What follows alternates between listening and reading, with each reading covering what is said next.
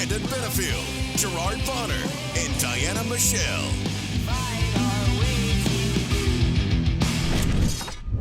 What's up, everybody? It's that time of the week. It's Friday. You know what that means. It's time for your favorite podcast, the official SHW podcast. This is our wrestling. B-double Brandon Benefield, the great Gerard Bonner, and the beautiful Diana Michelle. V3 in the house. And tonight, not only do we have a special guest, but we're also going to be previewing the massive card for SHW Still Here 5 coming up next Friday, October 6th. But before we get into that, guys, how's your week been? How you doing? It's good to see you. I don't even want to talk about the week. Look, we got one more week to go. One more week to go. I've got the outfit picked. We are ready. Let's do this. Come on. I'm ready. There it is. There it is. It has been quite the week for sure. And we are just 1 week closer to all being together again for Still Here 5, which I am really looking forward to. The card is crazy, and you just never know what's going to happen. So I can't wait. You never know. I cannot wait. Before we get into our guests and get into the preview, you guys, I know you keep up with the social media. Have you seen the big trend, the Prince Nana dance? I mean, come on. So I have exactly. downloaded the song and I've been playing around with it. So here's the thing. We're going to do something. Diana, you know, we talked about this, and GB, I think when you got there, we had just finished talking about it, but at Still Here 5, before the show, we need to get, I don't know if it's going to be DJ Tonic or DJ Turn Up. We need to make sure they got the Swerve song so we can do a little video, a little TikTok or something of us doing the V3 doing a, you know, we can do that. I would like for it to be known that when they were here in Atlanta, before this became a craze, GB was already on there doing it. I was already on it. GB was, and we witnessed it. GB was already on top of it. He already had it down. Go, G. Man. By the way, are my eyes deceiving me, or is the scorpion it's down? GB, what's going on here? You taking it down? It is down. Look at here. Oh, we're gonna get the locks next Friday. Wow. You might. Okay. You might. I haven't decided how I'm gonna wear this yet. I was gonna say I haven't seen it all the way down in a long time. It's been a long time. So. Speaking of long, how long is that thing's getting way down there? Very, very long. I love it. You got it braided in two different little. Long. Yeah, I love it. I love it. God.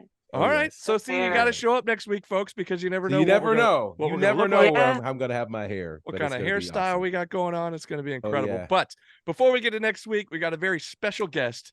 You know him as Garett, one of our production guys from SHW. He's been here since the very beginning. And we love him to death. He's going to be leaving us soon. But we had to bring him on to not only talk about himself, but also to help us preview Still Here 5. And so check it out, our conversation with Garett. Well, as we mentioned, we have a very special guest this week. This guy is SHW since day one of our big guys behind the scenes, doing production, helping us out all along the way over the past 5 years. And sadly, he is moving to California. He's leaving us, and we are going to miss him dearly. But ladies and gentlemen, Mr. Garett Sakahara, how are you, buddy? Hey. How are you guys? Good to see you. Good to see you. Like I was telling you earlier before we started, I am in the midst of moving and packing, literally. So this is a nice little break right now to just not have to do anything except for just talk and converse. So it's kind of nice. There you go. Hey, before we get too far into it here, since we have you on, hang on one sec. He got one. He got one. I'm looking at myself in the screen. It's backwards. I can't tell which way I'm going. Oh, there we go. There you go. That was good on you. I like it. All right. Very nice. So for those that don't know, Garett is the leader of Team Red Headband at DDP Yoga. And I'll actually tell us a little bit about your history with DDP. I mean, you've been here, what, 10 years? Going on 10 years? A little over? This upcoming January, so I'm like 2 or 3 months shy of 10 years, so about 9 3/4. So 2014, January 2014, and I'll always remember that my first day on the job at DDP Yoga was the night Jake returned to Raw. Okay. So wow. When I came in, moved in, was working at the crib back when we were all working out of Dallas's house. And everyone, you know, the only people I'm going to know in Georgia are the people in that room. And they're like, oh, well, after work, just hang around. Dallas is going to be on Old School Raw. And I'm like, yeah, sure. I got nowhere else to go. So we were sitting there And I'm looking around, I'm like, where's Jake? And everyone's like, oh, he's just running a little late. And then all of a sudden when Jake appears and everything, we're like, oh, it was crazy. And then I knew that's your first day. So I knew it's going to be a roller coaster working at this company. So it's been crazy. How'd you get involved in the first place is what I want to know. Like, how'd you end up here to start with? So I have two mutual friends, Tony Moser and Marco Manone, and they're back then they were either script supervisors, they were editors for film, but Marco met DDP on the set of Pizza Man, and so that was the movie where he's a villain with Frankie Muniz, and basically Marco was a writer. And then after each day of shoot, Marco would go over to Dallas's house every night to go over dialogue with him for his dyslexia. So like he would give him tips on how to do all that stuff and remember a lot of dialogue. And Marco had brought up how Tony and myself are big wrestling fans.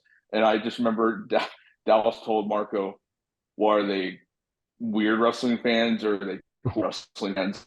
And like, no, you're like, they're totally normal, but they just love wrestling. So then that's when Moser had met him for a while, did some digital work for him, and then I came over for dinner over there. And when I went over for dinner, I was right around 400 pounds. So he asked me, like, are you happy with your weight? And I said, of course not. I was in my band at the time and then working full-time retail and HR to just make ends meet for the band. And so he gave me the program for free that night and said, I'm giving it to you for free, but we got to use it. So fast forward to 2 months later, the DVDs are collecting dust on my desk and I get a call from a blocked number. I pick up, hey bro. And I'm like, oh, hey. He goes, how are the workouts going? I'm like, oh yeah, they're great. Haven't touched them or anything like that. So he goes, meet me in the park, this weekend. I want to see what you got. I think I lasted under 10 minutes. I didn't make 10 minutes. I couldn't do it. And then he gave me the speech like, I gave it to you for free. He's like, do it. And he goes, I'm not going to waste my time with you if you're not going to put any effort in. And then that's when it started. And within 9 months is when I lost like 110 pounds. Wow. And, and through knowing, he had lived in LA too. So like if he had a press junket or he had something like that, he'd just call me up and be like, give me a ride or let's go. I'll take you somewhere. So he was always really cool. So we established a friendship out here in California before I moved out there. So when he moved to Georgia, he was still texting and calling me, just checking in. And then he knew I was a huge Jake guy. So he was just like, we're going to bring in Jake. And I'm like, wow, that's awesome.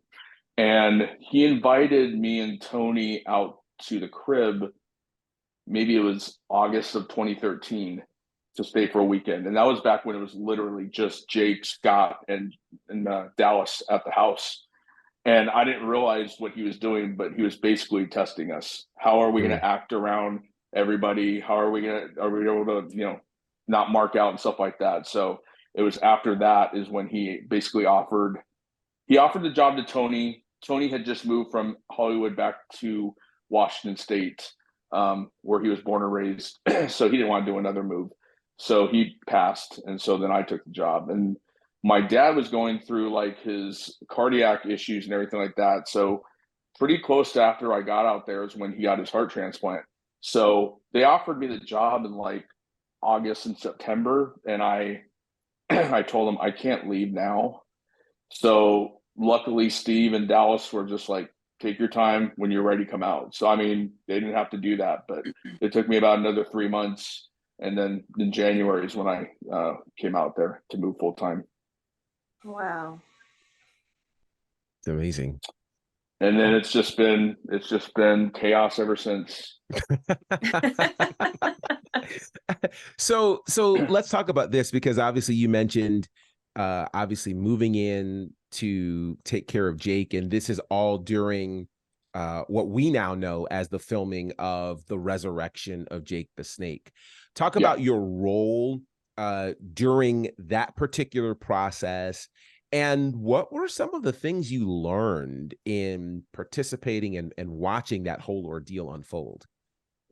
So, I think the running joke, and Nathan brought it up in my roast at my going away party, but when I came in, they were like, okay, Garett, you've done some acting, you've done some stuff on screen and stuff like that, but we're so far along in the resurrection, you're probably not going to be in it. And I said, that's fine. I don't, you guys have done a year and a half's worth of work already before I even got out there.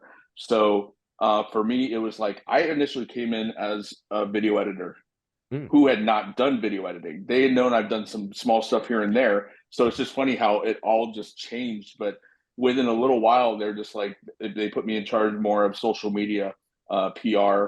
And then it was like accountability partner for Jake and Scott. Dallas or Dylan was a little bit more kind of assigned to Scott, and I was a little bit more assigned to Jake. I had met Jake a couple times in LA when he was visiting Dallas. So we already had kind of a rapport, and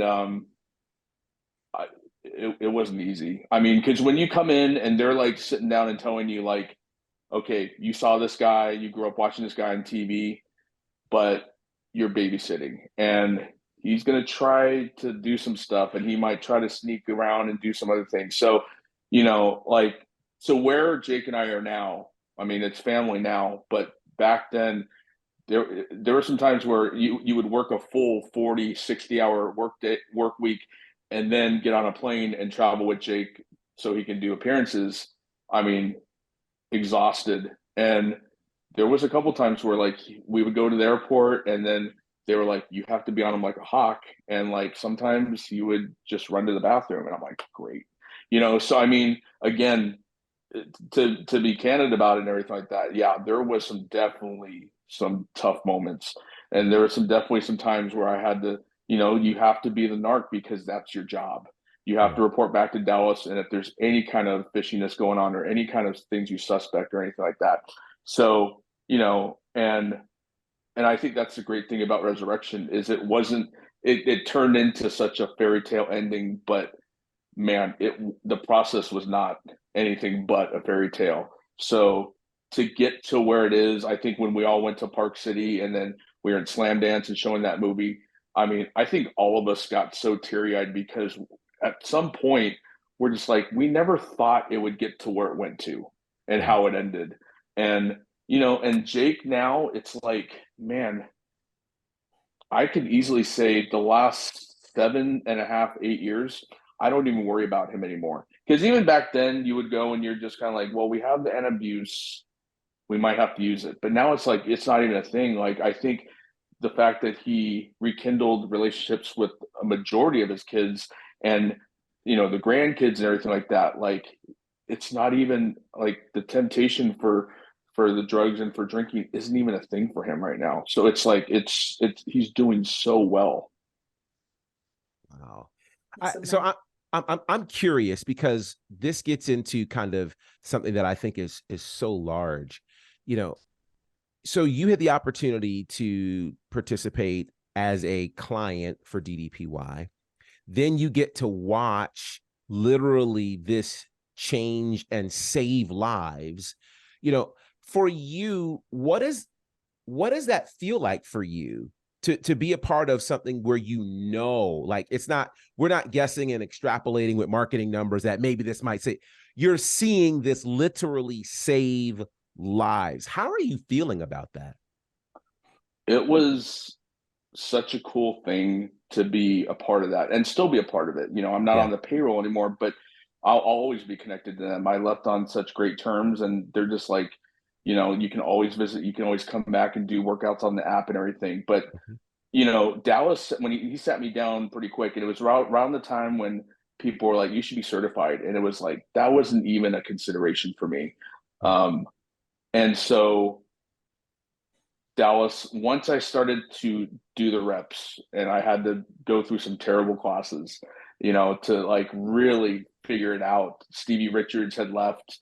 And so when he left, there was about 10 classes that he left open. So between me and this other girl, Shannon, who had just got certified, all right, you guys both get 5 classes each. And it's not even a test run. Like, you're just going to suck for a little bit. So those locals, all the locals, they stuck with me. And like I said in my speech at the party, I said, I had to rely a lot on personality, a lot on humor, and a lot on those playlists at the beginning. And then hopefully I can get enough reps where I can be good. But like to work for a company where you're actually changing people's lives and for the positive and for the good, it's pretty awesome. And when Dallas sat me down, he goes, bro, he goes, you're actually, it's kind of cool. He goes, you're helping change people's lives, but he goes, you're an entertainer. You used to do acting. You used to be in a band. And he goes, you have like a group in front of you that you get to be in front of and entertain as well. And it took me a long time to find my niche. It took me a long time to embrace that imposter syndrome was so bad that I wasn't looking like a fitness instructor, and the fact that I just kept hearing it from people, just like, Alex Autry, he was another one that was such a huge proponent for me that he said how much I helped him, but there was people like him that helped me because they're just like, you're the everyman. They're like, we see you struggle. We see you imperfect. We see you doing it, but we want to do it with you, and it took a long time. I mean, even after I was accepted, for me in my head, it took a long time, but it's been super gratifying. And then just to like, again, it's like within this community of tens of thousands of people, it's just like they made me feel like a celebrity. It was like I was like a rock star at the summits and stuff like that. People want to get pictures and people want red headbands, and it's funny. It's surreal, but it's crazy. Like I can have those talks with Hayden, I can have those talks with Dylan because they know. But like my other friends back home, they're just like, shut up, we don't want to hear about that. I'm like, no, I don't either. I don't, but it's a really cool thing. It's a really cool thing to be a part of. It's been incredible, man, to get to know you over these. Well, for me, over the last 5 years, I know GB, you got to know him through DDP Yoga. I met you just starting out at Southern Honor. And of course, we're jumping up on the 5-year anniversary here next Friday, which is insane to me that we've made it to 5 years. It always blows me away, though. Like, and Gerard and I had been sending each other some texts this week, but just like how he was just coming in for classes. Yeah. And how it turned into this whole other career, and it's just like, that was like so cool that like, okay, there's this guy in the back who's just smiling from ear to ear, great presence and everything like that. And now all of a sudden, I'm like, oh, you should go to an SHW show. You should check it out. And all of a sudden now you're one of the voices. You're the voice of all three of you are the voices of SHW. And it's so cool. Yeah. And I said this via text, but I have to say it publicly. People don't understand the importance that Garett played in me being in this space. He was my first trainer and my favorite trainer. And so literally, because I'd never done yoga before. And, it was just like, okay, well, let's try this. And he would encourage me. He's like, you know what? I think you're past this beginner class. Like you can do an advanced class. And he was always so encouraging. And, he was the first person that told me about SHW because I didn't know, I hadn't heard. And so he was like, yeah, you got to come out. And he would laugh. He's like, now don't get thrown off. It's at a church, but like, it's not really like at a church. Like it's a totally different thing, And so it was just, had he not told me, I would never have known. And so, he was trying to get me to come to the May show, which I wanted to, but I've told you before, my son was being born and I just knew if I went to that show, it was just going to be havoc. But he just kept encouraging me. And so when I got to the September show, I was like, here we are. So none of this happens without Garett. So again, how about it? I didn't know that. I didn't know that you were the reason we have a V3. Yes. Yep. So Garett is the official V4. I'm saying it right here, right now. Because if it wasn't for Garett, then we would never met this GB. Doesn't happen. Exactly. And this wouldn't be a thing. So man, you might incredible. have David Ali on commentary, which would have been terrible. No, you don't want that. So oh, I love it. I love it. We couldn't get out of here with Garett being on the podcast and not give a little shade to David Ali. Of course. Just a little. We could give more, but we'll refrain. Yeah. I know he's watching. Love you, David. Yeah, absolutely, buddy. Hey, so Garett, hi, buddy. Yeah, Garett, I gotta know, man. So when the idea was being floated around about this whole SHW concept between, I know Dylan and Nathan were, you know, kind of the forefront of putting it all together, and then getting connected with Gary Lamb through Rich Ward and the Fozzy guys and all this kind of stuff. So when you're hearing about all this, what's going through your mind? Are you kind of like, what are they thinking here? Or are you confident that it is going to be what it turned out to be, which was incredible?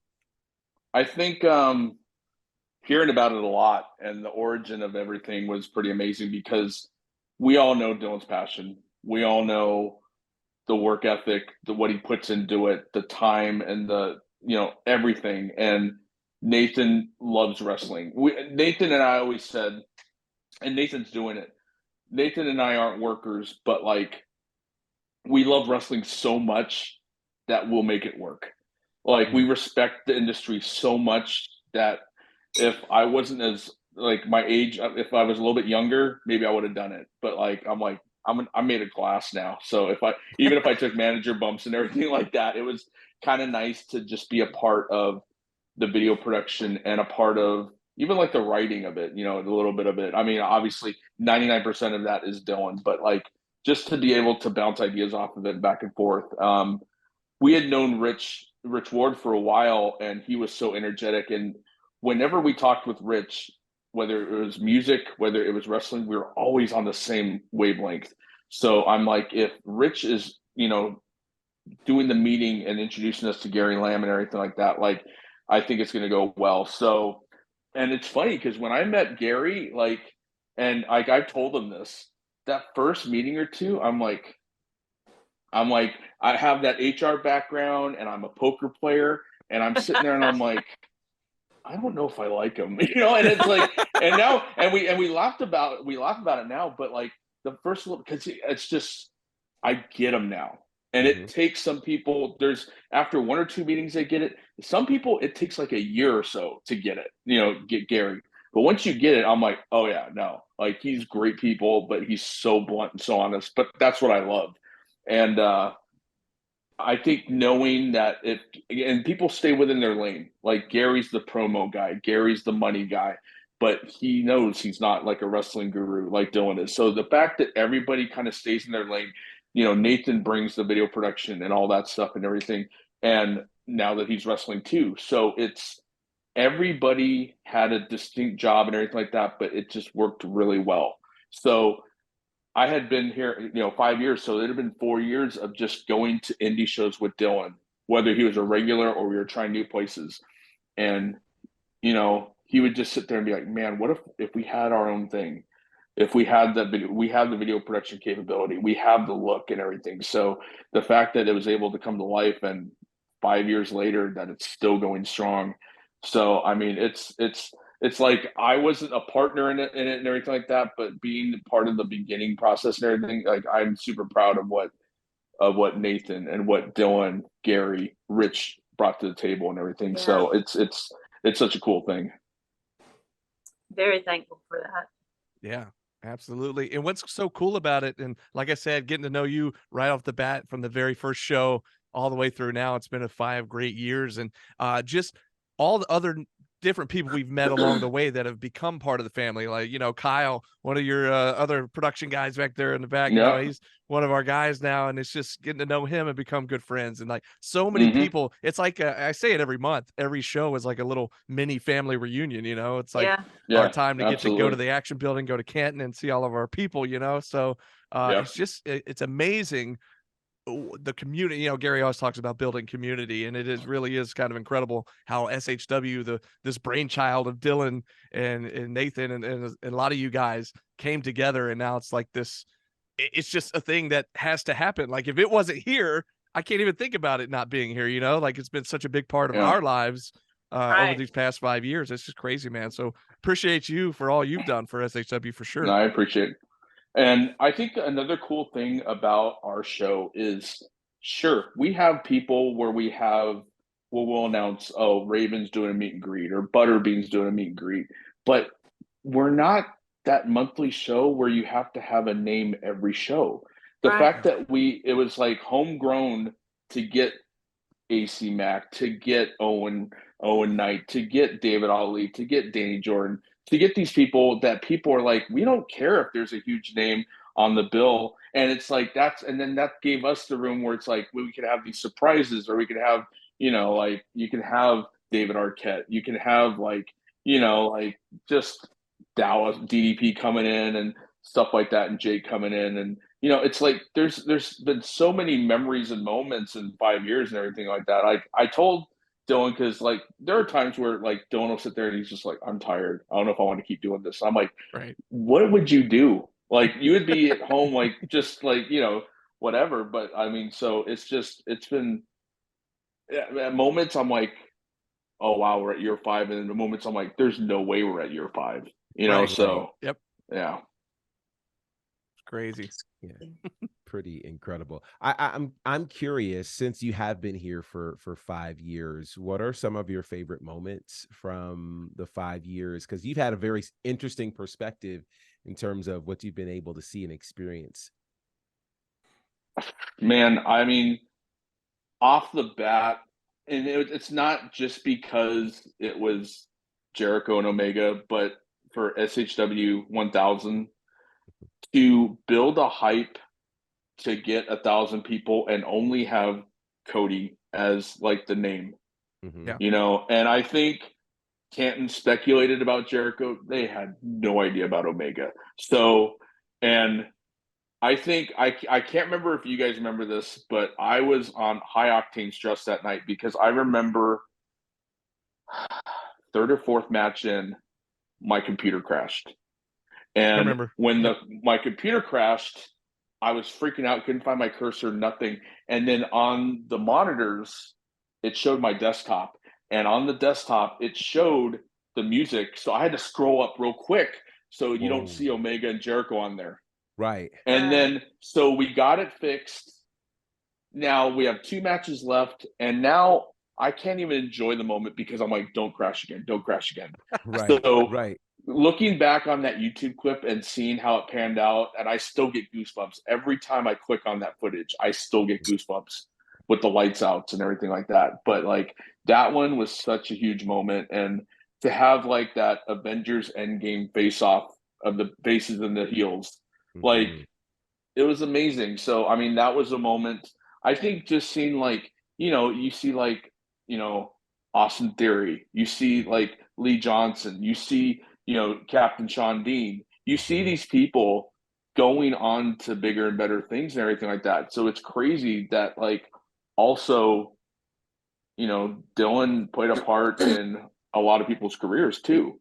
Yeah. And, and it's funny because I know him. I mean, he's one of my best friends. So sometimes I'll get the little arrogant side of him, and I'm like, no, you don't have to impress me. But like, but overall, he's very humble about like, about these things, and it makes him proud. He's the proud papa of a lot of these people. I think I look back on the first show where I can't remember his name, but he was one of the other pastors, was the ring announcer, and he was announcing the wrong name, and then Gary came down and drilled them in front of everybody. If you're not gonna do the right person, then don't do it. I'll get someone else to do it. I'm just like, wow. I think also establishing like Rumblejack, taking familiar things but then making it our own with war games and everything like that, to like have like a small building, to have the capability to put up these cages and these dual rings and everything like that, and to be able to constantly surprise people with Rumblejack appearances and everything like that. So, I mean, there's so many things. I mean, the day when Dylan cracked his head open, I mean, probably not one of the better days, but just like third show. Yeah. Third show. And then, I think the bloodstain's still over there on the floor and everything like that. But yeah, it's a nice pool of blood. Yeah.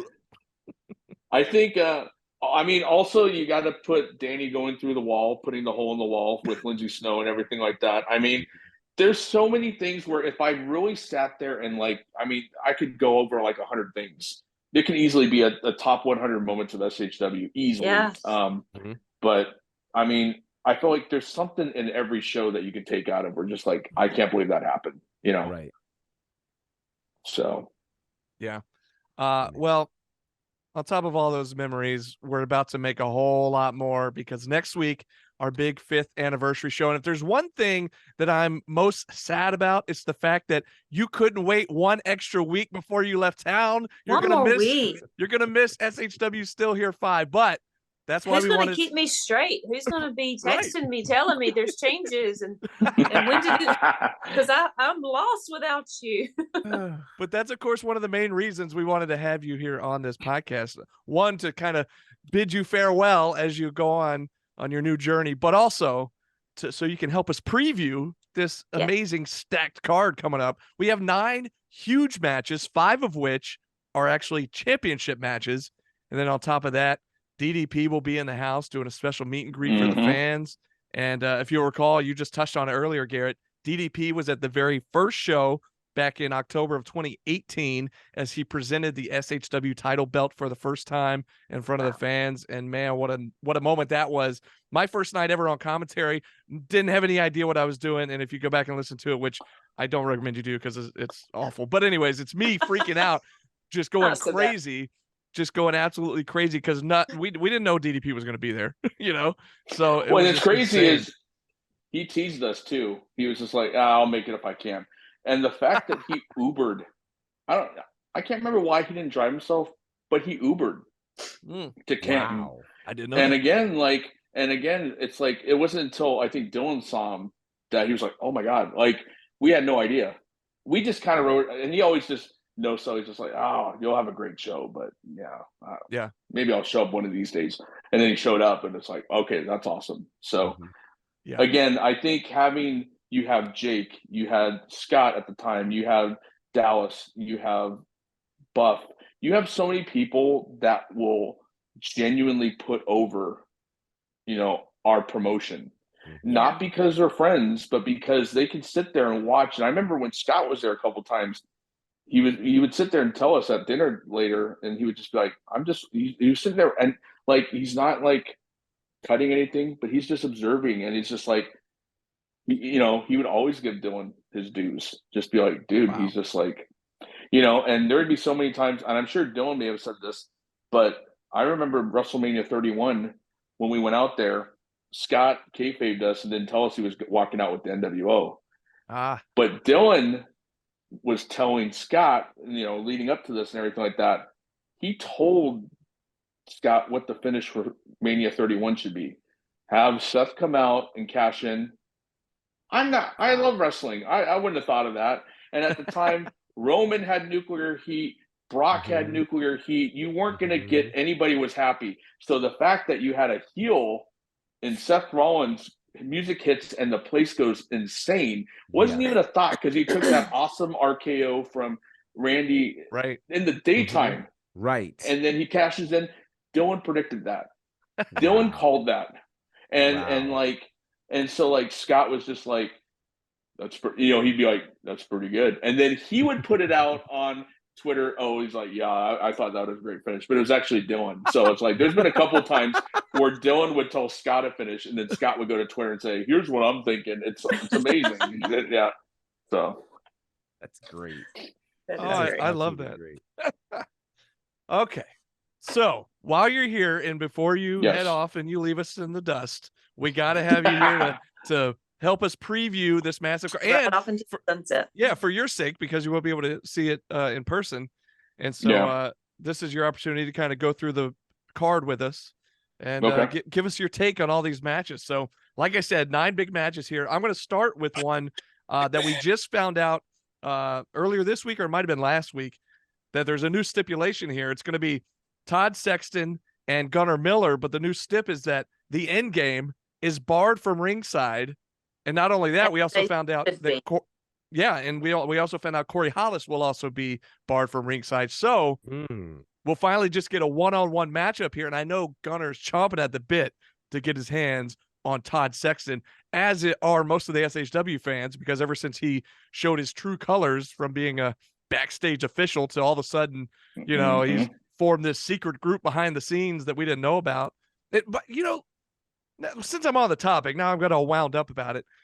It's been 5 years, and it seems like every single year, some group comes in. You had the New Era, then you had Lethal Poison, Then you had the Dishonor, and then I may be leaving somebody out, but then you got the End Game. It's like all these groups that come in trying to take over, and I just got to give it up for SHW, man, standing strong.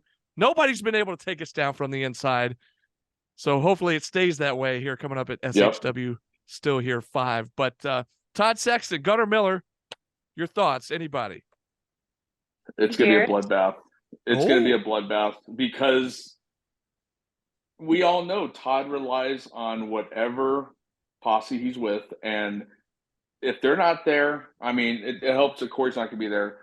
Gunnar's focused. There's no way he's just going to – it's not going to be a schoolboy or any kind of like just stuff like that. Like he wants some revenge. Sure, he'll get the W, but it's like he wants to definitely take it out on Todd. And by the way, for Todd to be retired, I've never seen a guy wrestle so much for a guy that's retired. No kidding. And not just in SHW, but multiple promotions. I'm like, wait a second, I thought you were retired. Right. He's the social distortion of wrestling. I've been to 3 social distortion retirement shows and over the years, and I just feel like he's wrestling more than anything right now. Yep. I think he retired and then wound up holding tag championships. Yeah. I'm like, how'd you do that? Amazing. Who knows? GB? Yeah, it's going to be a great match. And when I say great match, I don't mean catch as catch can. I mean, finally some revenge for Gunnar Miller. Gunnar Miller ends up in these spaces where he's finding himself being really challenged. I think about 2 years ago when he got to finally end things for Corey Hollis and close that particular chapter for him. Now the question is, will he really be able to prove that, he's got the end game for the creator of the end game? Without having the end game present, see, Gunnar doesn't need to have Corey Hollis. Todd Sexton absolutely needs the end game there. Without them there, he's in big trouble. Big trouble. I agree. But you guys know, I said this before last show that whatever happened with Corey is what I was going to go with. Yes. And I won't give him a hard time, but I can't get away from it. I'm looking for plot. This is the anniversary show. I'm looking for plot twists. I'm looking for more heads of Endgame to maybe pop up somewhere. I don't know who it may be. I don't know if there's a turn coming. I don't know. I'm not going to sit easy until I either see Gunnar wipe the floor with Todd or my fears come to life. Oh, well, I guess honestly, we'll you never know what's going to happen. You never know, especially at an anniversary show. This is a big deal. That's a fair point. And Gunnar, I adore him. I think he's great, but he's quiet. He's quiet. He hasn't said a whole lot about what's going on. As Corey, he hasn't said a whole lot either. So, by the way, now that's rare. That's rare I know. for Corey, not the. Yeah. I do know Gunnar mentioned on Twitter that Marcus is very excited that DDP will be in the house. So Marcus, Gunnar's son, is very excited to meet DDP, as are all the other SHW fans, as are we. I can't wait to see him there, so it's going to be awesome. But we touched on the other members of Endgame, Nick Halen being one of them. Of course, we touched on Corey Hollis. That's another big singles match coming up. Corey Hollis and Nick Halen. Nick Halen coming fresh off of winning the Anarchy Championship at their anniversary show just a couple of weeks ago. So, he's riding high right now. And of course, he was the co-winner of the Wrestler of the Year with this guy, AC Mack, from last year. Happy birthday, like AC. Yeah, happy birthday earlier this week. Shout out to Mac. But Nick Halen's riding high. Of course, Corey Hollis, they're coming off of that 6-man tag victory at the last show, SHW 54. So what are we thinking? Corey Hollis, Nick Halen. Now, there's no stipulation on this match as far as anybody being barred from ringside. So who knows? I'll let one of you guys go. Diana? Ladies first. I would love to see this really just go with all the fight, the emotion, that it can, but I don't know. I don't know how to feel about it. I want to see Corey just take out all the aggression on Dick Halen, but Who knows? Who knows? This could be a complete turn and I have a lot of emotion about this one. I still don't trust Corey. I still don't trust him. You said after the last show, you said whatever he does at the last show. I was trying to talk myself into it. I just right now sitting here, I just cannot get past it. I need something to happen to say, look, he is actually going to be a good guy. He is for SHW. He's not, he's just done it so many times, y'all. Well, he's won me over. I'm Team Corey at this point. I want to be won over. I do. I want to be completely. And I'll tell you this much: Corey committed. Corey will get our names correct, whereas Nick Halen never gets our names correct. So exactly. So there's another plus for Corey in my book. Yes, and I do give him props. I'm just scared. I'm worried. I'm worried. Yeah, Garett. What do you think about that, Garett? What do you think about that? I love Corey, and this isn't any kind of slight against him. I just feel like whether it's Southern Honor or it's other promotions, I just feel like Nick is just finding a way to win. And again, without the stipulation or anything like that, you could see some other people. I also feel like with people accusing Corey of what his motives are, he seems distracted in the last couple shows. So I think there's also that too that's playing, because I feel like he's not only wrestling an opponent each month, I feel like he's also kind of wrestling himself too. And I think he's hearing the chirps, whether it's from the audience or from backstage or from other people and alliances. So that's the only reason why I wouldn't necessarily pick Corey. Like Nick's in kill mode. He knows his objective. I think Corey is kind of battling himself right now. I hope he wins. I hope he can take it. I hope he can get a clean sweep, from SHW. But I might side with Nick on this one. And on that not point, by choice. If I'm one of those that's causing him to have self-doubt, I do apologize. I do not want him to have self-doubt because anything I'm saying, I'm just voicing my... He told me at the last show, he's like, Diana just keeps talking. No, I'm kidding. He didn't say that. I need to pull him aside and have a conversation. I just need to know what's going on. I'm sure somebody's clipping these and, sending them to him and saying, hey, the clickbait's bad. Yeah, the clickbait. Yeah. On paper, this match has potential to steal the show. Yeah. I mean, we are really looking at two of the best technical wrestlers around, getting in the ring. My first time seeing these two in the ring against each other. It's really quite exciting. When you throw all of the other things in there, it does complicate things a bit. I don't know. Poor Corey all year has been fighting for SHW, literally all year long. And there have been moments where we could go, I don't know, but he's been fighting all year long. So I have to give him some credit. To that end, I do think he is realizing, to your point, Garett, how hard it is to fully convert people to seeing where he is on things and believing that, he's really fighting for his daughter and he's really fighting for this company and those types of things. The thing is, when you're distracted against somebody like Nick Halen, that can be problematic. Look at the year that Nick Halen has had, almost sweeping the Georgia Wrestling History Awards, co-wrestler of the year, the technical wrestler of the year, then turns around and retires AC Mack. Like, that's huge in itself right there. It is. I mean, you're talking about a guy who was the highest rated independent wrestler of the PWI 500 in 2022. Like, what he did was unprecedented. And then here comes, this whole situation. And now Nick Halen is the guy who can literally say, I retired AC Mack. He's not forgotten that. So 2023 has been a big year for him. Now part of the end game, and they are controlling the SHW championship.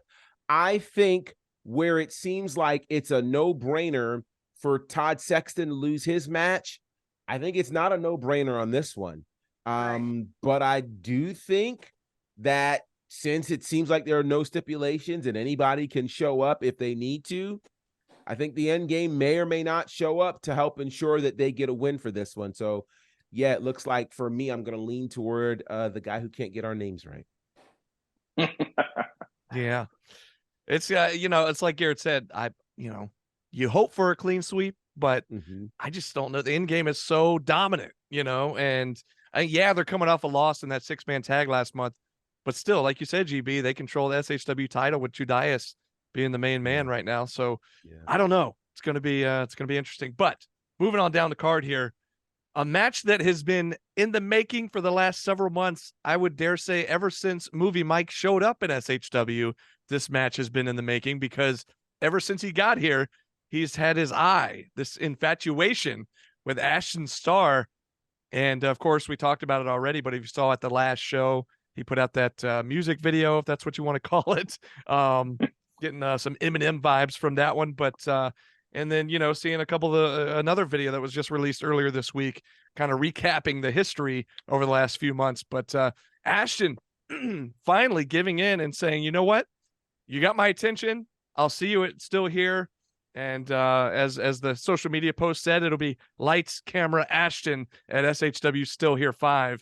And I'm excited to finally see this match one-on-one, because early on, we kind of talked about this all along. We didn't know, was Mike trying to bring him in as like a tag team partner? Was he wanting to be his manager? Was he wanting to face him one-on-one? And it still could have been any of those things. But it got to the point where Ashton would never show up when he was invited to the matches. He put that director's chair out with Ashton's name on it for Movie Mike's matches, and Ashton would never come. He would never accept the invitation. So it's almost like maybe he wanted to be friends at first, and now it got to the point where I think even one of those clips, Movie Mike even says, "You're making me go rated R." So it's like you've upset him now, and so now it's we'll see what happens here. But I'm excited to see these guys finally lock up. They had a brief encounter at the Rumble Jack, but now they're going to go one-on-one singles action, and could be the blockbuster of the year. We'll see. Garrett, what do you think? So I feel like Ashton was gone for a really long time, and I think he came back super focused. It was a different Ashton. There was a little bit more. It wasn't like a petty heel. It was like he came back as a babyface, but he had a little bit more edge now. Like, I felt like he was very focused, but then Mike comes in and starts with the mind games and everything like that. So we don't really know a lot about Mike. I mean, we've seen some stuff and everything, and we saw the tease at Rumble Jack. I would probably go, because it's the first encounter, I might go with Mike only because he's got the mind game advantage over Ashton right now. Ashton's going to do Ashton, and he's going to come in and have a great match as always. But I think Mike's coming in, and you really don't know what to expect. And we still really don't know his intentions. He wants Ashton's attention, but we don't really know why.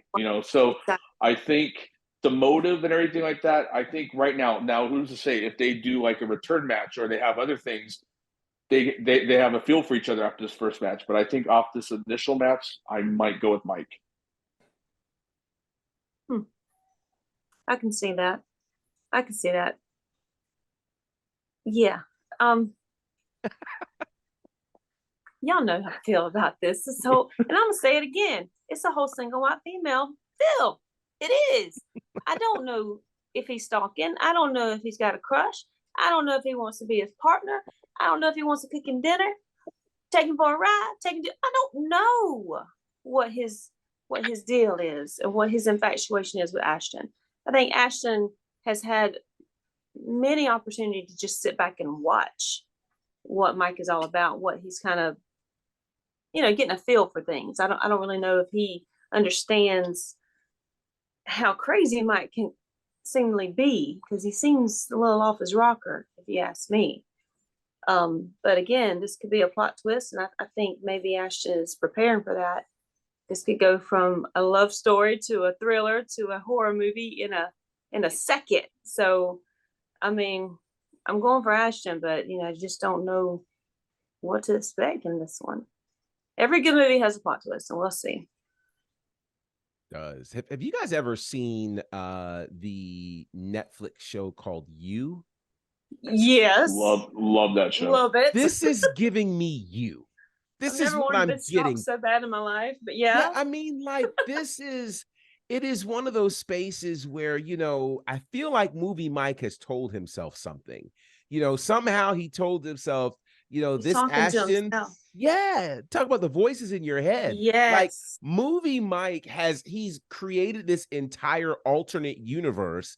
And so when he did not get the attention that he wanted from Ashton, things started turning. The vibe got different. And so now it's a question of, okay, you're getting what you want. You have his attention. Now what? What did you want with his attention? And still, if this goes the You vibe, it's going to be Mike all day. But here's what scares me.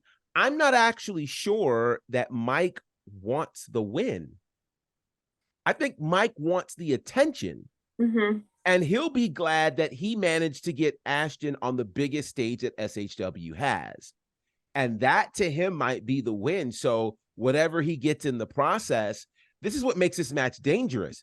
Because, like, he could be good with just getting a small strand of his hair to put back in his collection, right? Like, he's giving me those kind of vibes. And it's dangerous when you get into a wrestling match and you don't care about winning. You're just, I just had my moment with Ashton and I want another one. So if he was willing to do this to get this moment, what will he do for another one? So if I'm Ashton, I'm trying to go for a quick win and I'm on the first thing out of Canton. Don't stay around for, a party. Don't stay around for the main event. Cause matter of fact, I'm changing whatever car I drive, I might change my address. My social media profile might look different because this dude is finding a way to stalk in ways that most movie directors don't. It's giving me. Did you guys realize how young of a picture he had of Ashton in that video? I mean, that was a young Ashton. So how long has this infatuation been going on? This is what I'm saying. How much about Ashton does he actually know? And what video did he do? It was Eminem Stan based, right? Which is exactly going back to Gerard's point because it's like, that's dangerous. Yes. Yeah. And it sounded like he had Danny locked up screaming in the background. I'm still confused about that. He kept saying, "Quiet, Danny." Weird. Anyways, weird. But then I saw Danny later, so I was like, well, maybe it was like a fake Danny just to throw Ashton off. I don't know. It was very trippy. It could be, but I always say Danny can hold her own. So right. I'm not worried about Danny. Yeah, he might have had Granny J. I don't know. He had something. I don't know. Yeah, not ready for that, GB. No, yeah. All right, we gotta move it along. Got him. We gotta move it along. Got him. Oh wow. Okay. Ooh. Those who know. Anyways, we gotta move it along. Thank you, Carly Bravo. Thank you. Bravo. Okay, sorry. Anyways, back on track here. All right, we've got 5 big title matches that I was talking about earlier. Let's start talking about some of these title matches. The IWTV Independent Wrestling World Championship will be on the line as Cruel. The Atrocity Cruel will be defending the title against Cyrus the Destroyer. Talk about 2 big bulls locking it up in the center of the ring. They've kind of teased it over the last few months. We're finally going to see it, and it's going to be for the big belt, the IWTV title. And on top of that, Cruel's got this whole other thing going on outside with Brooklyn and Adam Priest and Matt Griffin. So, because here's the thing. You got to have 100% focus to take on Cyrus. Okay. And I mean, and that's hard enough, right? So if you've got all this outside stuff going on in your head, and who knows what's going on in the Atrocity Cruel's head, that seems like a very scary place to want to be. I kind of think Cyrus has the advantage going into this matchup. What do we think? No, I totally agree. Especially if Brooklyn's anywhere around. If Matt Griffin's anywhere around, I don't know what Adam Priest his view is on everything yet, because he still seems a little confused of what he really wants. He seems But, very unsure about everything that's yes. going on. Yeah. Yes, but Cyrus's focus is definitely on that title. So it's gonna be a huge. Literally and figuratively. Yes. Yes. Yes. Garett? I think on paper, if you were to tell me whoever Cruel's wrestling, I would have automatically said Cruel. Yeah. But because it's Cyrus, I think like what everyone's saying, like if he's distracted and everything like that, but I feel like he's so mad and just wants to get his hands on somebody, it doesn't matter. But you have so many outside interference possibilities. You have so many ways of distraction and everything like that. Cyrus goes back and forth from here to Japan. So not only does he have his moveset, he's also learning Japanese movesets and everything out there too. So, you know, as the match goes on, I don't know, because two big guys, they both have great stamina for two big guys. Yeah. Two. Yeah. So it's not even like you can say one person has a disadvantage if the match goes longer. It really doesn't. But this 5th year anniversary show, like everything is a coin flip, honestly, because you can sit there and analyze so many aspects of everything like that, but it's going to take one mistake from one opponent or something like that just to make the difference, because everything is so even. I'm going to go with Cruel only because he's got a lot to fight for, because there's a broken family in there. It's the title match. So I'm just going to go with Cruel. And plus his pain threshold seems to be very high. Yep, that too. Absolutely. It does. The problem though is, you know, you only have to be 3 seconds better. So if Cyrus, who seems to be singularly focused, you know, he's not worried, at least to my knowledge, about action, about what IWTV has to say. He wants to be a world champion. You know, for Cruel, this is a tough moment, and I don't know what's happening. I don't know if he and Brooklyn have been able to talk. I don't even know what those conversations would sound like. I mean, does Cruel talk? Like, what he grunts? You know, like what does he do? Right? Like I don't know. You know, he has that funny look in his eye. Like it's a crazy moment, and I don't know. I'm still trying to figure out, you know, because I think he was knocked unconscious when she took her ring off and put it in Adam's pocket. Is Adam still walking around with the ring in his pocket? Like, there's a lot of in that He backstage. took it out. He left it in the chair. I don't know Yeah. where Did he he? got it.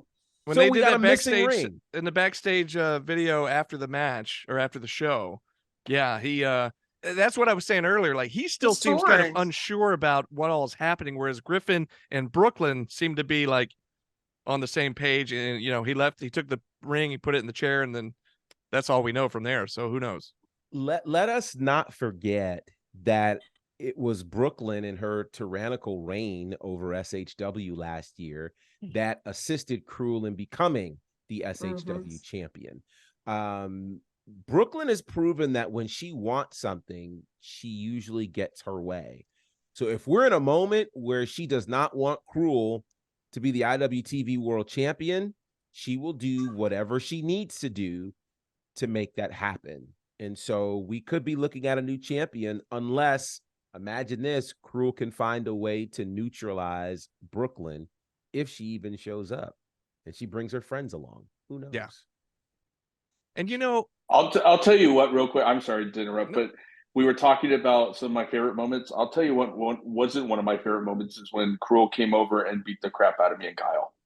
True. That was not a good moment. I've been through a lot, and when you have someone on a mission and you can only see their eyes coming at you, that is scary. Those lizard eyes, you mean? No. Oh my God. It's creepy. Terrifying. Extremely. And speaking of terrifying, GB, you know, we've been on the other end of Cyrus threatening to put people through our table, which luckily it hasn't happened. Of course, I just put the idea out there again. So hopefully it doesn't happen, knock on wood. But go back to 1 year ago. Remember what Cyrus was doing 1 year ago? I do. He was defeating our current SHW champion, Judias, in a last man standing match. Okay, so don't forget, like, he's taken on big dudes before and won. Yes. And so don't take anything away from Cyrus, man. He's coming in, like you said, Garett. He's been in Japan, just building that repertoire. I mean, he's who knows what he's bringing to the table, but it's not going to be good for anybody. And that includes the IWTV champion, Cruel. Yeah, It's going to be interesting. And like you said, Big with dog fight. most of these matches, it's a coin flip, man. Who knows? But moving on down the line, another big title match. The Jake the Snake Legacy Championship will be on the line.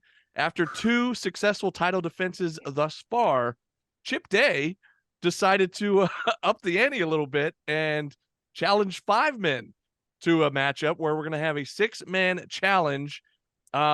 We do need to kind of nail down what the rules are before next week, because I'm not quite certain if this is going to be like a 6-pack challenge kind of thing. We have had those kind of matches before when the title was vacant, the SHW title was vacant. So I'm not quite sure how one's going to work exactly. I don't know if it's elimination or if it's, first pinfall gets the win, but we'll find out soon. And of course, let you guys know when we do the pre-show next week. But 6-man challenge for the JTS championship. Is Chip biting off a little more than he can chew here? Is he a little too confident after 2 singles wins? I don't think so. I think Chip is saying, if you want some, come get some. If you want it all together, bring it. Yeah. I think he's pretty confident. He's taken on all these guys before individually. Individually, though. See, individually. but they've got to fight each other as well. And there's so much going on in this match. There's so many feuds going on in this match. How do you determine who's going to take the belt from the champ? I mean, honestly, there's a lot. This is going to be a huge just moment, but you're going to have to keep your eye on who you want to win, because you might miss them. Honestly, there's going to be a lot going on there. It's going to be all over the place, but I feel confident that Bad Boy Chip Day will come out victor. And just real quick before you other guys go here, I just want to run through the list of who's in this match. So Chip Day has challenged Ken Way, Owen Knight, Kyle Matthews, Najicism, and Shoot, Taylor. So there you go. There's your 6.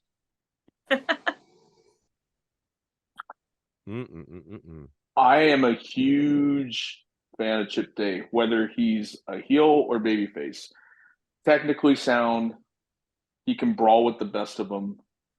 He's got a nasty attitude, whether it's good or bad. He's got a nasty attitude. He will go toe to toe with whoever. But also, everybody knows I am a huge Owen Knight fan too. And Same. again, he's another one where whether he's babyface or heel, I like both versions of him. No slouches on anybody in this 6-pack and everything.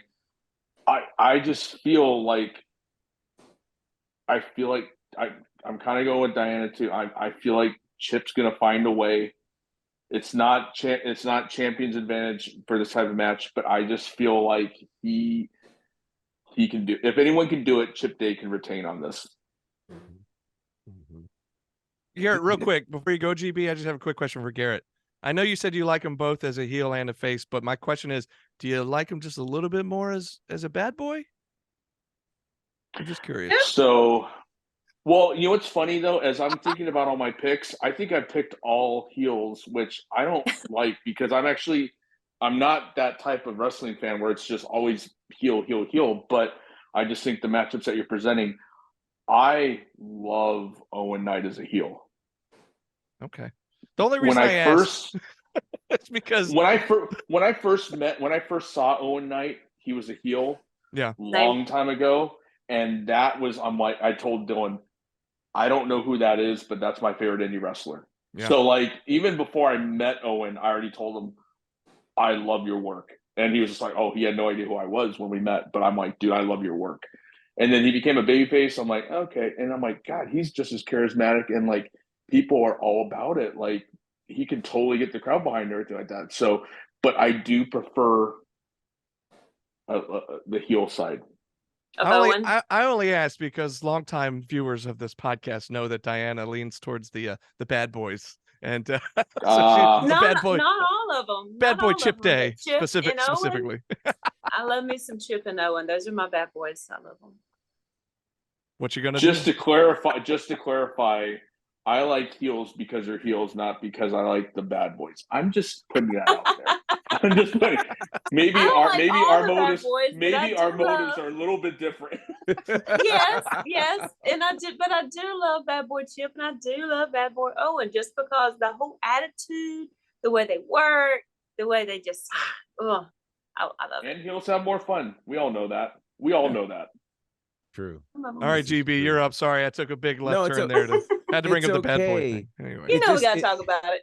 It reminds me of a complicated math problem where, if you had 5 + 4 + 3 + 2 + 1 divided by 4 + 3 + 2 + 1, like all of these things will cancel each other out until you're left with one thing.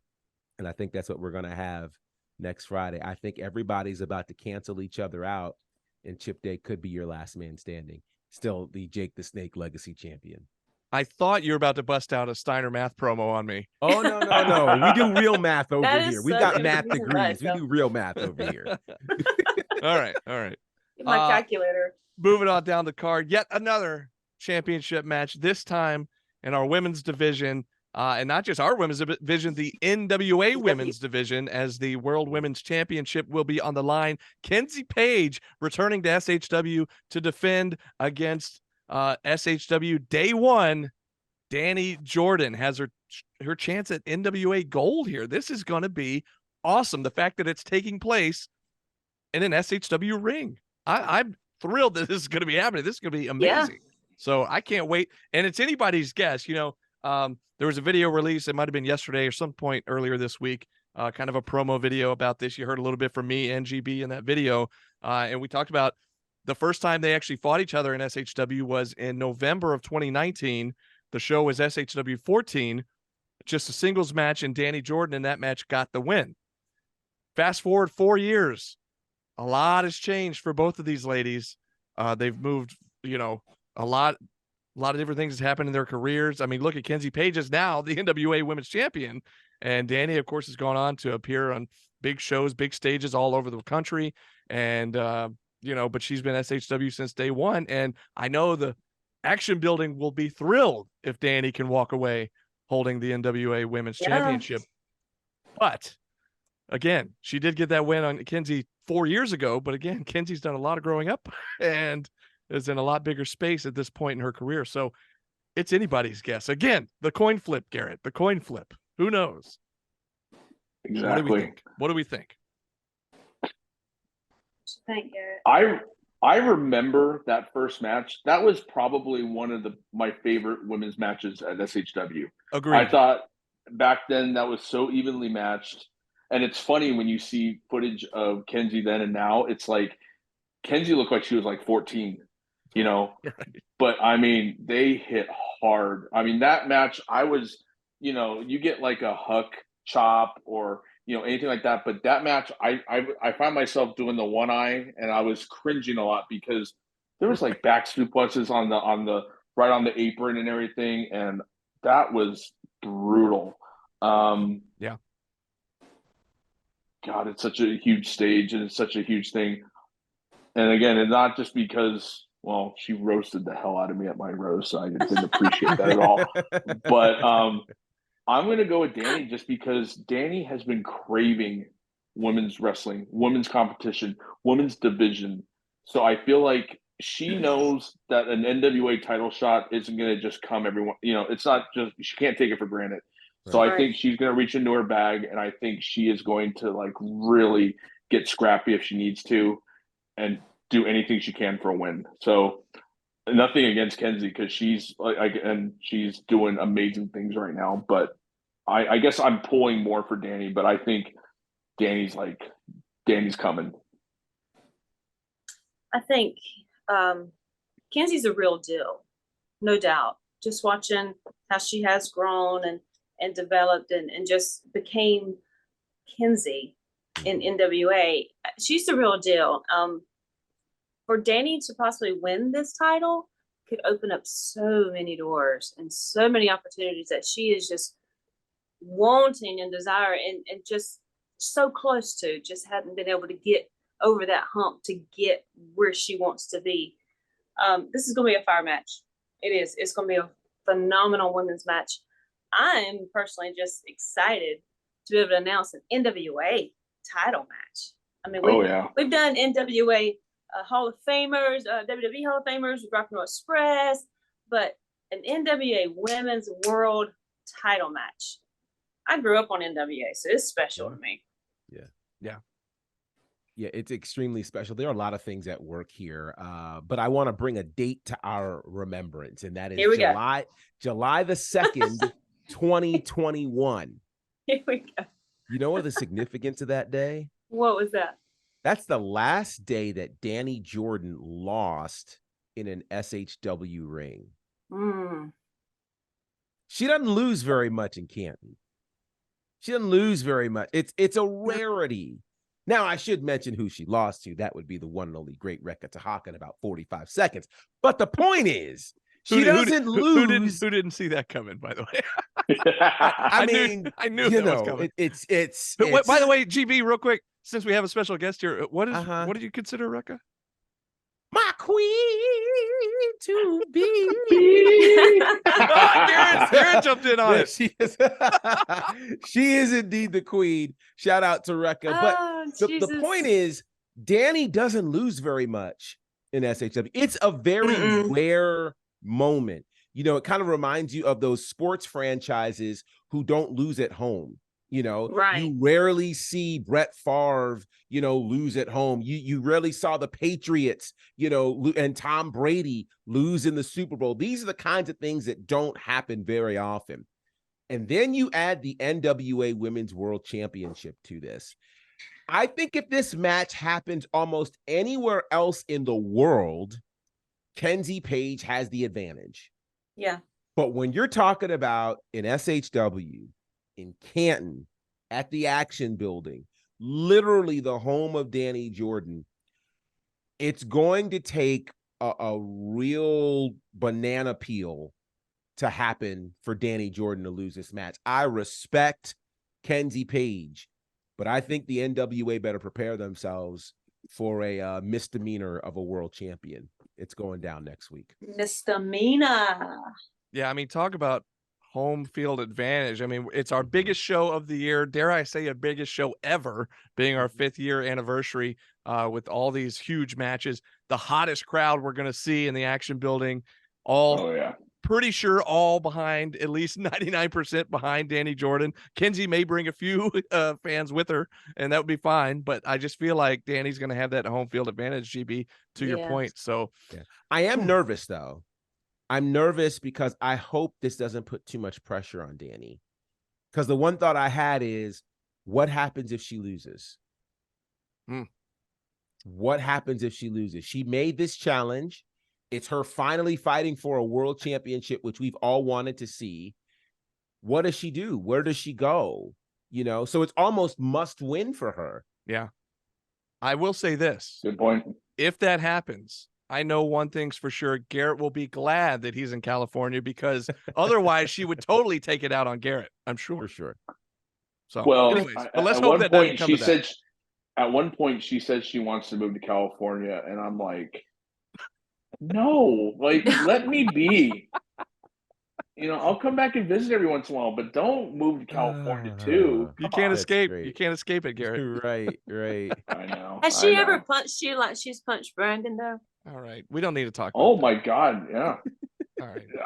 There's stuff that we post online, but there's a lot of stuff you don't see when we used to work 5 days a week at the PC. Yeah. I will say that was more like in the first year or two, Diana, and we've been on You've been good, huh? Decent terms since then.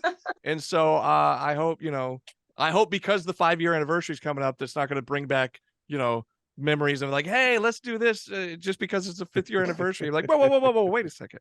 I don't want any trouble. Well, she did kind of drop the mean girl act. Now she's just misdemeanor. I don't know which one's worse. Mean girl being misdemeanor. I don't know. All I know is I'm Team Danny this time. Okay, so just you hear that, Danny? Yeah. In case you're watching. All right. You Moving on down the card. What's that? Wear your pink shirt. Oh yeah. There you go. Moving on down the card, we've got. This one's going to be big. The triple threat tag team championship match. SHW tag titles on the line. The hierarchy defending against Exotic Youth and All-Star Special. These 3 teams have been embroiled in this tag team feud for the titles over the last 3-4 months at this point. And I will say that over the last week or two, if you guys have been keeping up on social media, Hanson has had a lot to say on social media talking about these other 2 teams. So he's ready to go. He's ready to go. And I just know it's going to be an insane matchup. You know, Jake the Snake making that match official at the last show. I can't wait to see it. I think everybody knows my feelings about who I would prefer to win the match. In fact, in this I'm going to say who I would prefer to lose the match. That's what I was going to say. In this circumstance, I would take hierarchy. I would take All-Star Special. But if Exotic Youth wins this match, come hell or high water, I don't know how it will happen. But if they do, because they always have that third man on the outside, GB, I don't know, man. You may be calling the rest of the show by yourself because I may just pass out if that happens. Wow. It's like swallowing glass. I think we need to figure it out. I need somebody needs to call Jake and ask him if we can have just one stipulation that whichever 2 members of Exotic Youth decide they want to be in this match, the other one has to be tied to the rail or strung up by his toenails or something, so he cannot be involved in the outcome of this match. The other teams, they don't have a third. It's going to be just, doing their thing. Yeah. Call him, please. Brandon, you have his number? Yeah, Garett. I told y'all last week. Or maybe it was the week before. If he has a message for me to relay, that's fine. I don't reach out to him. I don't bother him with Okay. Garett, well, then Garett's got the inside track. Right. Let's go. Garett, on the other hand, let's see if we can get this stipulation. Whoever's not part of this match with Exotic Youth has to be strung up. I might be able to make a call.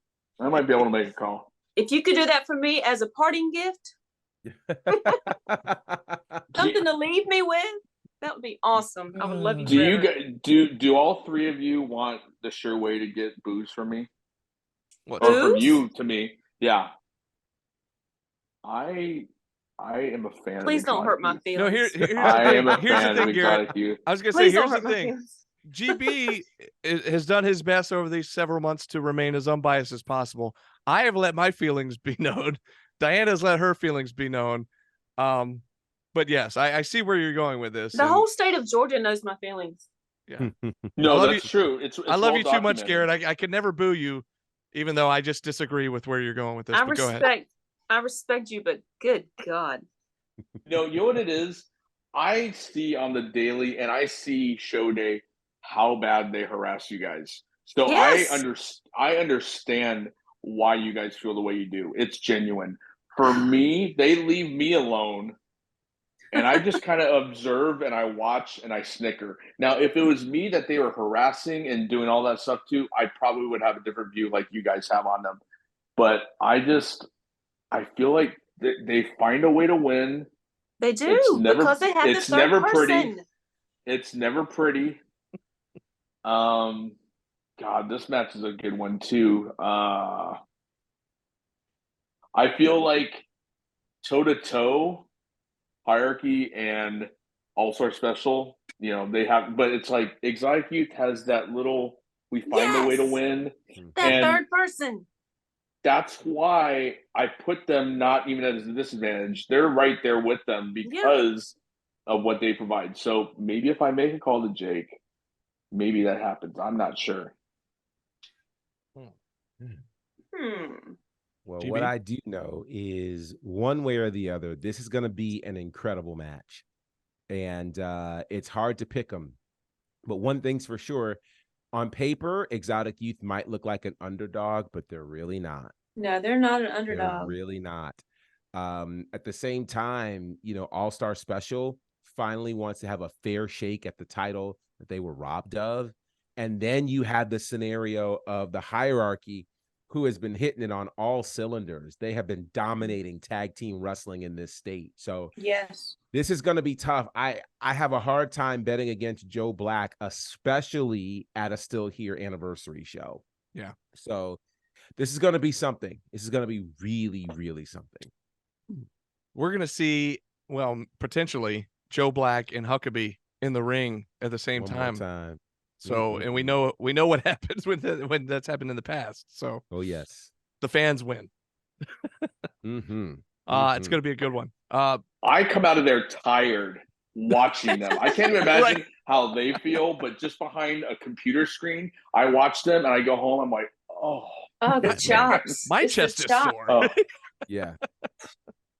Man, it's going to be good. I can't wait. But all right, we touched on it earlier. David Ali surprised us all at the Rumble Jack this past August, and ended up winning the whole thing, and now gets his title shot against the SHW champion Judas at Still Here 3 or Still Here 5. What am I talking about? Still Here 5. And I went 2 years in the past. Yeah. But it's going to be incredible. I cannot wait for this. But we talked about the end game earlier. Here's the thing. There was a stipulation added. It was not that the end game had to be barred from ringside. It was that it's going to be a casket match. A casket match. Jake the Snake decided to spin the wheel and make the deal. He flashed back to the 90s, went old school on us, and the stipulation was a casket match. This is going to be insane. Can David Ali get the big behemoth Judas in a casket and get the lid closed? First of all, I hope he gets the right size casket, because Judas won't fit in just an average size casket. So that's step one right there. So we'll see. But man, Ali's gonna have his hands full, man. It's gonna be a good one though. What do we think? I fear for David. Yeah. Because if that's the only stipulation, is there any other disqualifications or anything like this? It's just a casket match. So that means anybody can intervene, anybody could jump in, anybody could whatever. I fear for David. I do. I don't want to see his body in a casket. I don't. No. I don't want to do it. I don't want to do it. I think it would be difficult to get Judas in one. We all saw how Cyrus dumped one on top of him, but to actually put him in one, it's going to take a lot. It's going to take a lot, and he's got all the cards in his favor. I just fear for David. I do.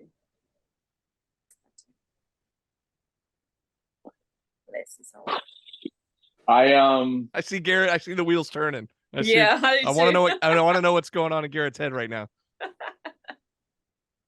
I think Diane's got a really good point. I think it's more the physical logistics of things. I can tell that Endgame, they were so infuriated with David running his gums after Rumblejack. So it became personal. It wasn't even just a title match opportunity and everything like that. It became personal.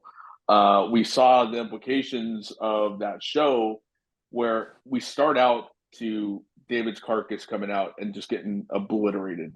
So you have that also. And again, that always rounds about to Endgame. It's not just one person. It's just not one champion.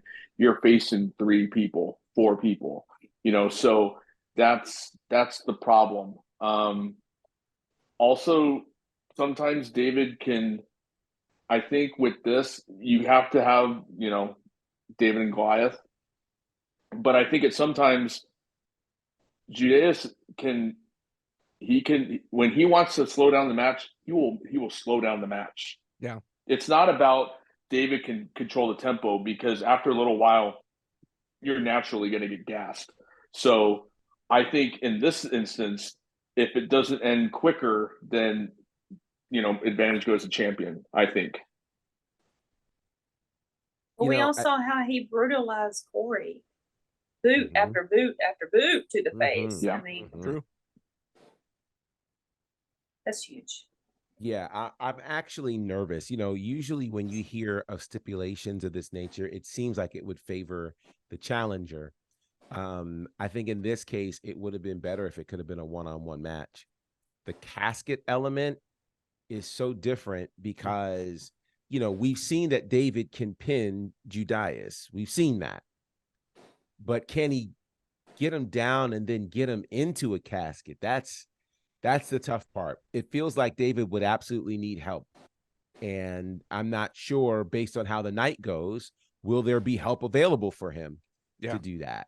That's the real question. So talk about an uphill battle for the guy who won the Rumble Jack. I don't know what's harder, outlasting 35 men or putting the champion in a casket. You know, I think he drew the short straw in this one. With that said, David's always got a plan, and I'm sure he's cooking up something. I don't know what he's cooking up. I don't know what spices he's using. I don't know what kind of pan he's got. I don't know what he's doing.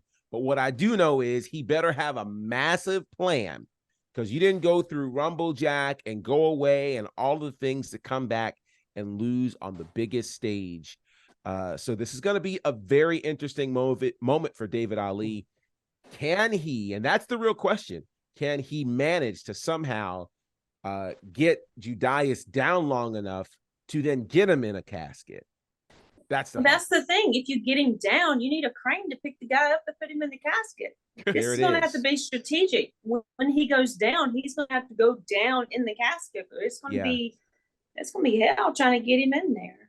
Honestly, I think what GB's saying, that David has to cook up something, I think an equation in there might have to be something with some type of Louisville slugger. I'm just saying that's an old faithful, little and that's something that'll it might have to. As long as he got it back, because the last time I saw it, didn't Todd Sexton have it? Oh yeah. Well, hopefully David's got it back. But we'll see, man. That's going to be a massive main event on top of an already massive card. And while that is the main event, I saved one match in particular for us to talk about last, because, Garett, this involves two of your best friends, two guys that you know better than anybody else in the world, going one-on-one. I'm talking about the Killbilly, Nathan Mowry, taking on the monster of SHW, Sunny Days. I know you're bummed out that you're going to be missing this match in particular on top of all 9 of these matches. But, man, it's anybody's guess. If you saw earlier this week, Nathan called me up and wanted to have a sit-down meeting or an interview of sorts with Dylan, if you want to say the man behind the paint, whatever you want to call him. And if you saw that video, all I'll say is go back and watch that video. One of the most bizarre things happened, and it had me tripped out for the past week. I've been it's been hard for me to sleep at night. I'm looking over my shoulder. And by the way, I do want to apologize to the Killbilly, because I hightailed it out of there real quick, and you did. I feel bad that I didn't assist or anything.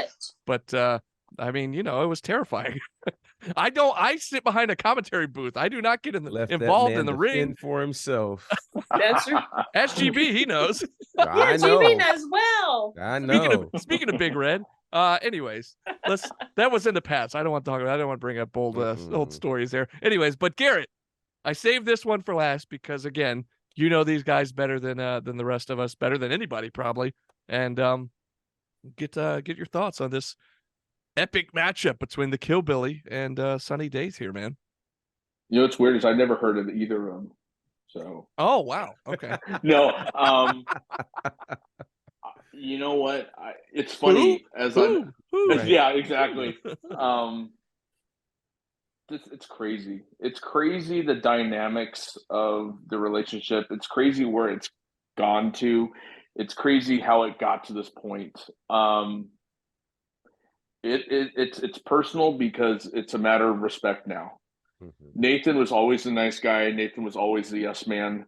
He always took a backseat to Dylan and Dylan's ideology of everything and planning out these things. I think Nathan just wanted a little respect. And the fact that Dylan, when it comes to this particular topic of wrestling, where this is Dylan's wheelhouse, this is what he knows inside and out. So if you have a participant who's going a different path with deathmatch wrestling and everything like that, Dylan doesn't take it seriously. Nathan's putting in the work. Nathan's going out every weekend, state to state, bleeding, just stitches because he loves it. And the thing is like Dylan loves it too. So they're fighting for the same battle. They're just not seeing eye to eye on it. Wow. I feel like it's a miscommunication. It's once Dylan gets into Sunny Days, you don't know what you're getting. You don't know what kind of conversation you're having. You have no rational explanation. So I just feel like I've been covering all heels. This one, I feel like Nathan has to prove himself. Dylan, I think he's definitely underestimating what's going on and what the possibilities are. Now the problem is actually 2 days ago when I saw Nathan, he showed me the menu of weapons that he has as possibilities for this match. Now, some of them are the go-tos, but there's some of them I've never seen before.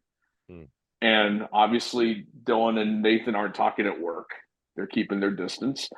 So Dylan has no idea what's going on.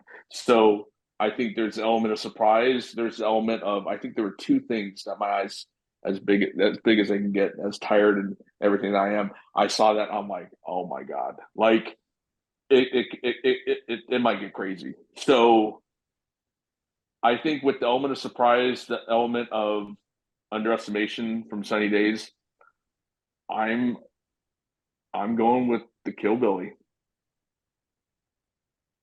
Plus the your interaction that you had, Brandon, with them, the footage of getting attacked while Nathan's practicing, the barbed wire and everything like that. So I mean, there's so much.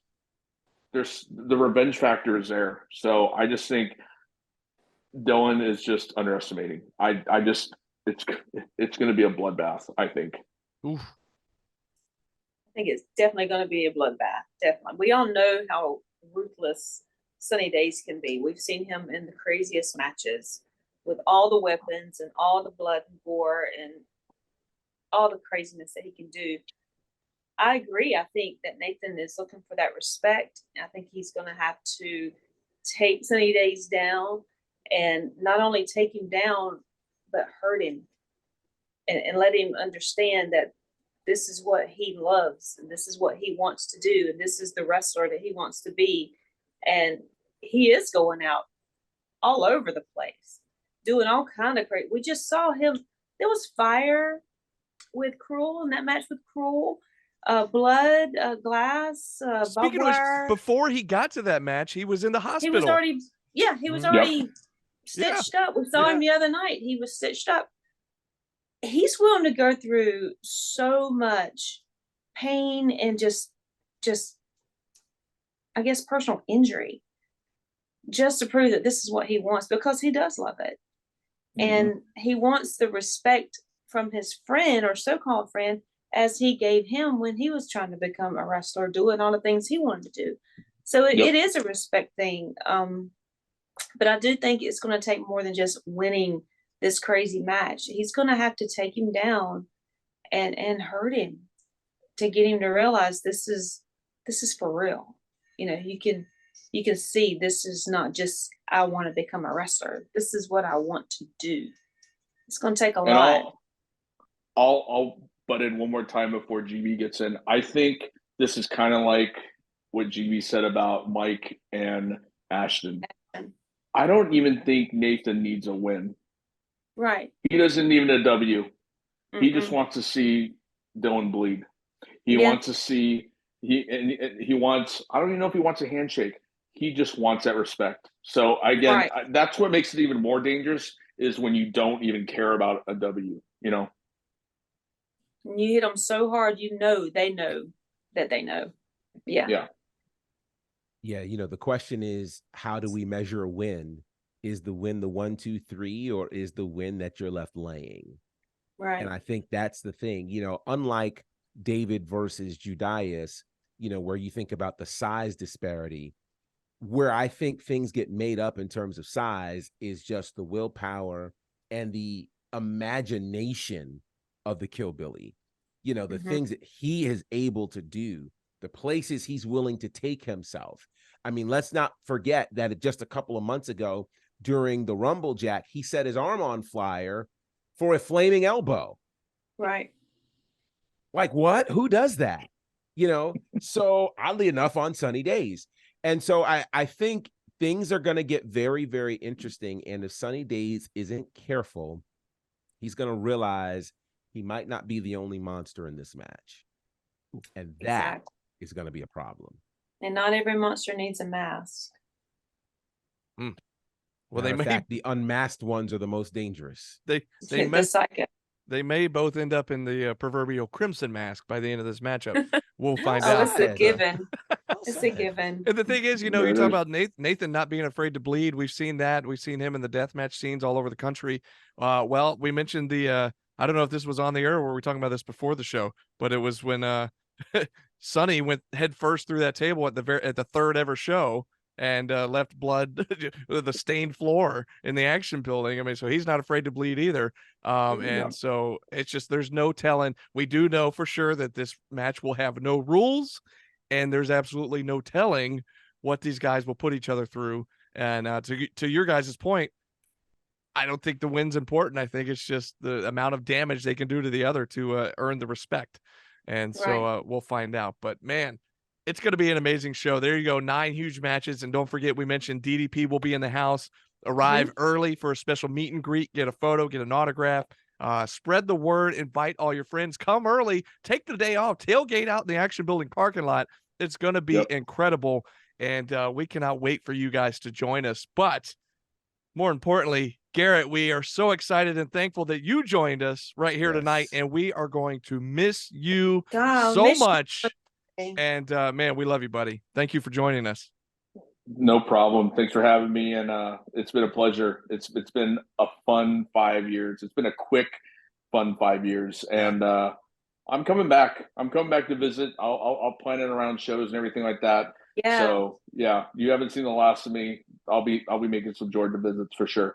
Awesome. Well, good luck to you out there. Just thank you so much. And if you guys are ever in California or Vegas, I'm only 3 hours from Vegas. Yes. There we go. We got a place to say. You hear that, guys? Oh yeah. Oh yeah.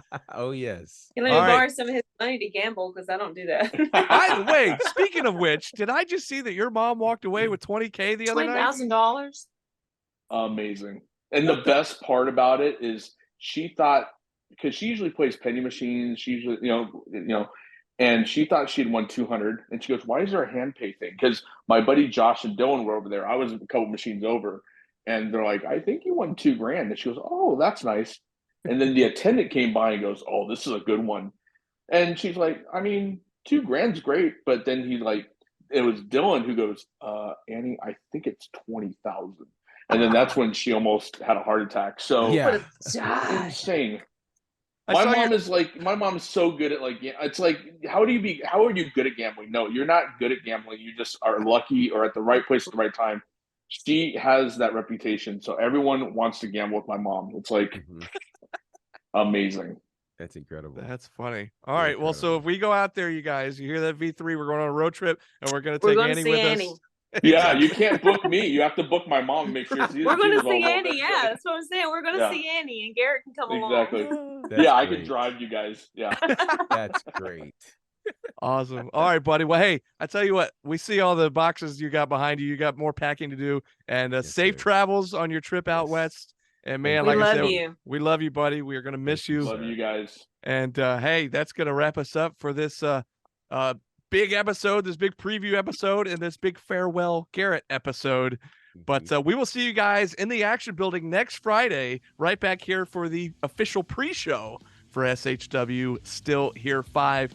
Can't wait. Our huge 5-year anniversary. It's finally upon us. But hey, until then, this has been SHW. This is our wrestling.